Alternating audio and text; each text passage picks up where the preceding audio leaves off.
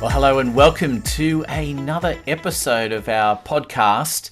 And we have a goldmine of topic given to us today about the terminology that we probably like to hate, or probably just hate, actually, in business. Completely overused terminology these days. There are a lot of, to call them buzzwords. Even buzzword has become an overused term, really, hasn't it?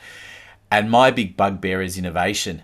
It is a term that everyone seems to use all the time, but gee, it's annoying, Yuri. What do you reckon?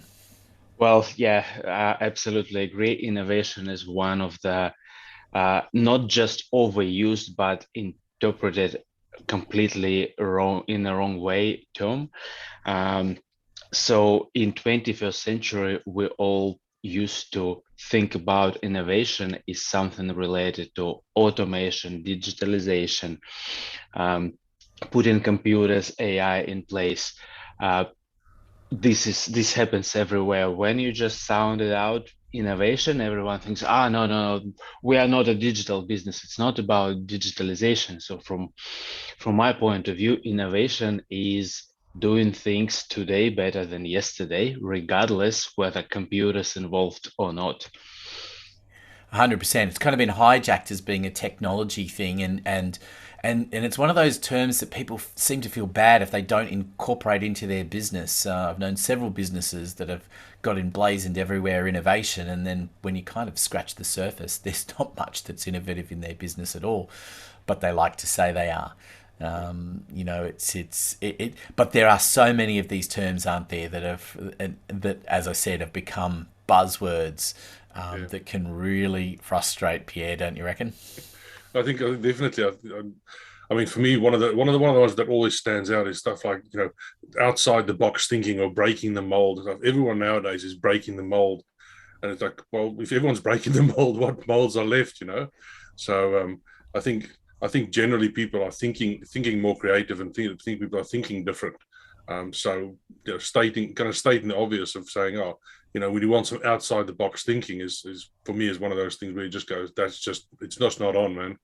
So I think one of the things that annoys me as well is that some of these phrases that are Americanized or shorthand that really just frustrate me. I have to say, I hate 24/7. I hate when people say, oh, I'm doing it 24/7 or I'm putting 110% effort in. The truth is, you can only put 100% effort in. yeah, It's not possible to put more effort in than 100%. That's it. But this need, 110% or 1,000%. It's like, no, you can go at a maximum. That's it. But all these little abbreviations that happen all the time that people now, ASAP and 24/7, and I heard my daughter using the other day a hot minute. I'm like, really? Where is this coming from? One of just couple of cents on the 100% or 110%. This is actually it depends on perception and set of measures, because if you measure that your standard working day is 8 hours and you usually don't put anything more than 8 hours a day, and then suddenly you start doing extended hours, this is probably where 100%, 110% kicks in. And this is very good topic about the measurements overall in business, because they are very important. They are indicators of the business success or failure or business performance in general.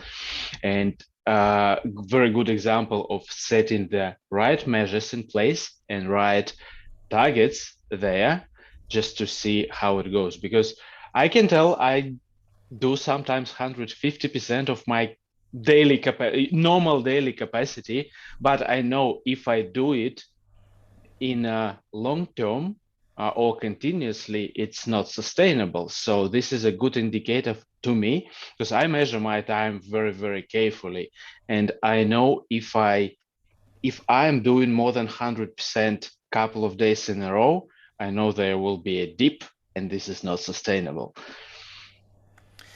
Yeah, it seems to be that people fall into this need to say these things, and I think one of the hot topics at the moment for me as well is this idea of work life balance. And gee, there've been some debates about that whole idea of it, and it's the terminology. It's not the meaning of what it is, and I think we've had a deep discussion about it before, but that terminology just seems to be like red rag to a bull to some people, and it's Yuri, I know you've got an opinion on that. Well, not just opinion, because in our business, we use this a lot, but we don't use work-life balance. To us, it's a life-work blend, because life comes first, work is secondary, and it's a blend. Lots of people actually, that's a very good point. Lots of people thinking about balance being equal.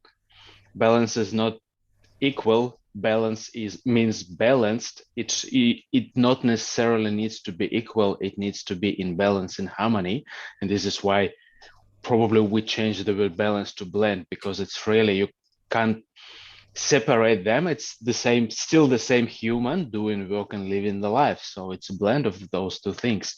Yeah, I absolutely agree. Work-life balance. First, its perception of that phrase is wrong to me. Most of people giving it wrong meaning, and yeah, it is overused, but it is very, very important thing. It is, but I think that's part of the problem, isn't it? That sometimes words have taken on a different meaning, and there's the kind of the very literal interpretation of words, and that picture of work-life balance is almost someone standing on some kind of seesaw type thing, and there's work on one side and life on the other, and how do you like it? That's sort of this visual image, and it's not what is meant by the term, and it's certainly not originally, I don't believe, but now, the way things have become, it's been interpreted in quite a literal way like that, and it doesn't work as well. And I think that's the hard thing, isn't it? You've got these terms sometimes that have its origins in well-meaning place, but the words have taken on new meaning, and people have gone further and further, and they're being redefined. I mean, there are many of those. Yeah, Yuri. The best example I have to what you just said, it's not business related, but this is, I found specifically in Australia, is a big thing. Overused and the word that completely lost its meaning is the word sorry. People apologizing for everything, absolutely not even understanding what they're doing. Yeah, that's very true, mate. I think it's one of those things where people do it a lot, and I think a lot of people think it gives them a free pass. So yeah, it's very true. I know when you say it. I think another term that is an annoyance to me, because I've had a lot to do with the sector, is not for profit, and the reason that annoys me so much is that people just assume that means they don't make money, and that's a sentiment that's carried across the sector itself, as well as people that deal with it.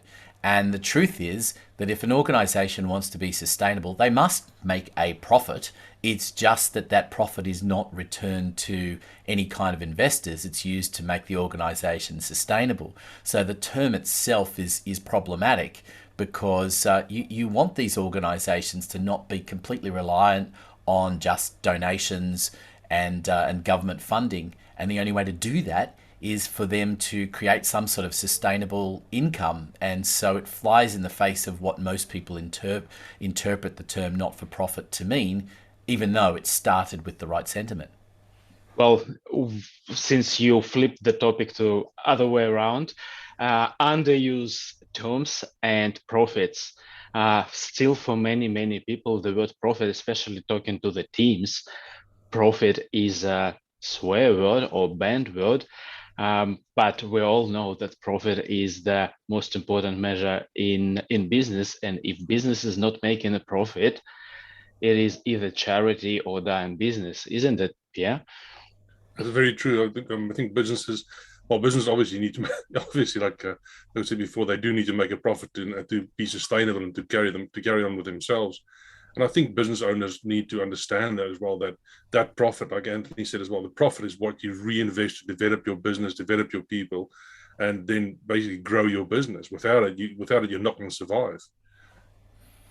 Yeah, it's and and it's such a difficult thing to re-educate the public on.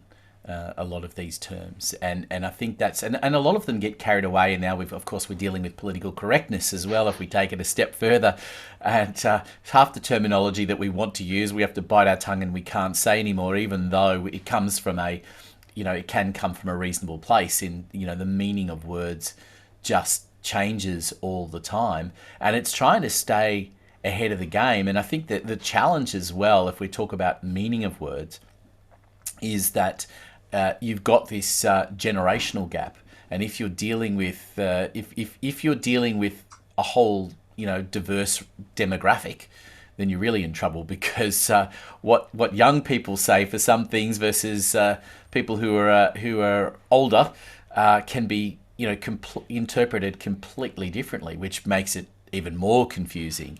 When you're trying to do that and reach out to people. But I guess one of my bugbears, as well as I touched on before, is the need to abbreviate everything. That suddenly text messaging is what kind of started it, where people, I don't want to type all of this and out, so there became all of these abbreviations. I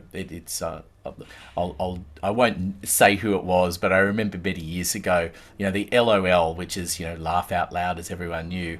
I know someone who thought it was lots of love, and was sending messages meaning to send lots of love, but was actually telling them to laugh out loud, which was kind of the opposite of what they meant. But I think some of those, the classic that I had, abbreviations can get you in trouble, because one of my big bugbears is acronyms and the overuse of acronyms. It can be very frustrating, because they can mean so many different things. I'll never forget when I was at university that, there was a course that was called GP. That was what everyone referred to. I'm studying GP, and I thought that meant general practitioner, as in a doctor. And when I started seeing some of the things that they were talking about and things, I think this doesn't make anyway. Turned out it was general primary school teacher, and vastly different. But it was easy, nice to get away with those kinds of things. So I think it's a difficult maze to, the reason we talked about this topic is not just to signify that there's a whole lot of words that are bugbears, but that you have to tread cautiously, and you have to be really clear about how you're defining things for what the communication that you're giving, but also don't fall into the trap of, just because it's a buzzword, meaning that you have to follow suit and do that. You don't. If we go back to the beginning of the discussion, you don't have to be innovative just because you think everybody says they should be innovative.